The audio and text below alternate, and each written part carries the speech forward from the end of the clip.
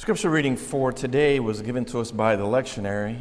Once again, we are lectionary preachers. We take a look at what this team of scholars has suggested that is read Sunday after Sunday. And when I got to see that the lectionary had us from the Gospel of Matthew and the Beatitudes, I thought, isn't that just perfect? Because it really, really is.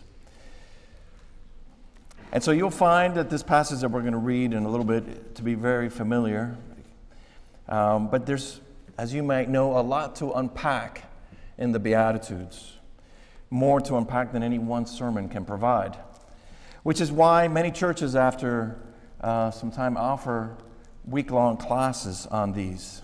So consequently, I will use this platform to announce today that during the season of Lent, I will lead a Bible study on the Beatitudes. And we'll go through it very carefully week after week. But for this moment, let me tell you that the Beatitudes are both in the Gospel of Luke and the Gospel of Matthew. And it is worth noting that in Matthew, this begins the Sermon on the Mount, whereas in Luke, it is the Sermon on the Plain. Biblical scholars believe that neither is accurate, and a better translation would be words that somewhat are translated to say, into the hill country.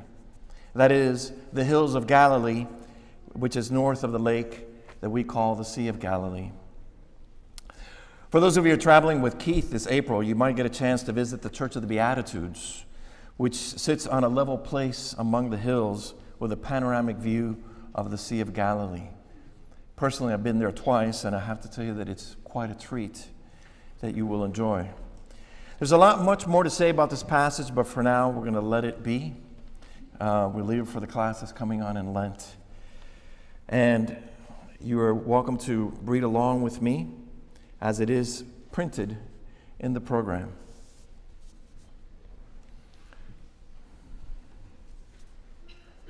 According to Matthew, when Jesus saw the crowds, he went up the mountain. And after he sat down, his disciples came to him. And he began to speak.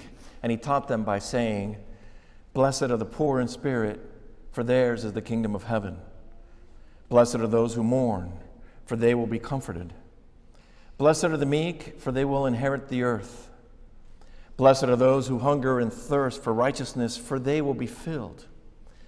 Blessed are the merciful, for they will receive mercy. Blessed are the pure in heart, for they will see God. Blessed are the peacemakers, for they will be called children of God. Blessed are those who are persecuted for the sake of righteousness, for theirs is the kingdom of heaven. And blessed are you when people revile and persecute you and utter all kinds of evil against you falsely on my account. Rejoice and be glad, for your reward is great in heaven. For in the same way they persecuted the prophets who were before you." Here ends this reading, and we ask for God's blessings upon it.